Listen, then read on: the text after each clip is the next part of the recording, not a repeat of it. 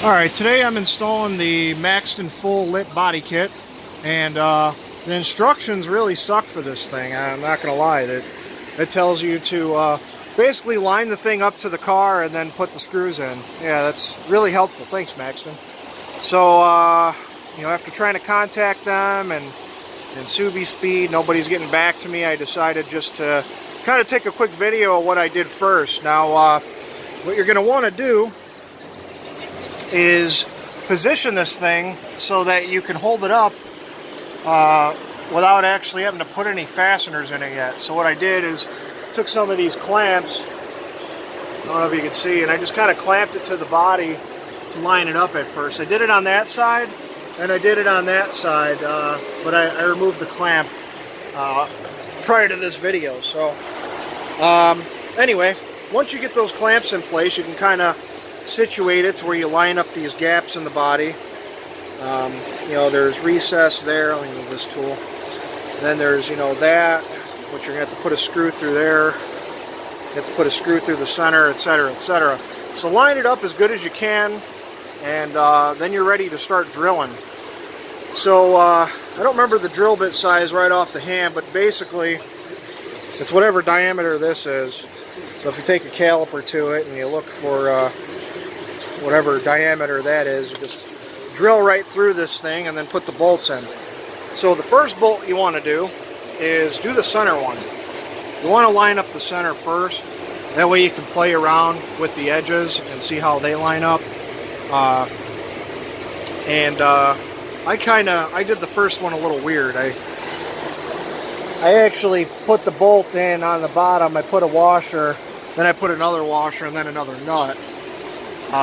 The reason I did that is because I drilled this hole way too big. I actually drilled it the size of the plastic pop clips that go underneath to see if I can reuse them, but that didn't work. So I ended up having to use a washer on the center one just because that hole was bigger now, which, if you use the drill bit size for the bolt, which is smaller, you won't have to use that washer. So anyway, what you do is put that center one in, and you're going to want to put a bolt, a washer,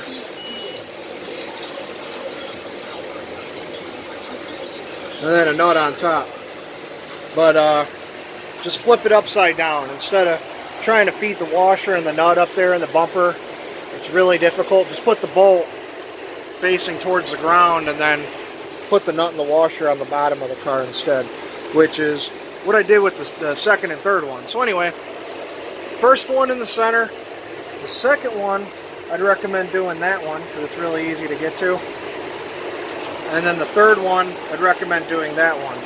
You can access the holes all from the top of the bumper. I don't know if you can see in there. We actually have room on that. The center, you probably can't see that. And then you got that one. It's probably really hard to see, but anyway, you get the point. I'll show you underneath the car. So I did that one like that. I did that one like that. And then, I would probably save these two center ones for last. You can get your hand up above to hold the nut with a wrench to tighten those up later. You're going to have to drill through the lip and the bumper. Then just kind of work your way around. You're going to have to drill there, and at least one or two on this side. I haven't yet figured that out. So this is just step one in the video. I'll go ahead and I'll post some more videos showing the progress. That way it kind of helps someone out.